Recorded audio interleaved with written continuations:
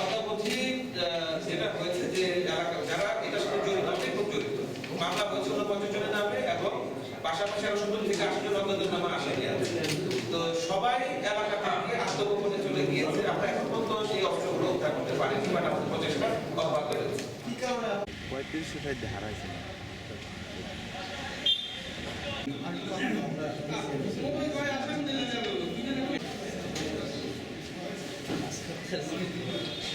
বালু বাণিজ্য তারা অবৈধভাবে সেখান থেকে এলাকায় ব্যাপক চাঞ্চল্যের সৃষ্টি করে। বিভিন্ন ইলেকট্রনিক মিডিয়ায় যে ভুলভাল সম্প্রচার করা হয় এলাকার দেশের মানুষের মনে এটি একটি নেতিবাচক ছায়া ফেলে। তো এই ঘটনাটি আমাদের নজরে আসলে হত্যাকাণ্ডের সাথে সম্পৃক্ত আইনের আওতায় নিয়ে আসার জন্য আমরা আমাদের গোয়েন্দা নজরদারি বৃদ্ধি করি। পরবর্তীতে আমরা আমাদের প্রাথমিক তথ্য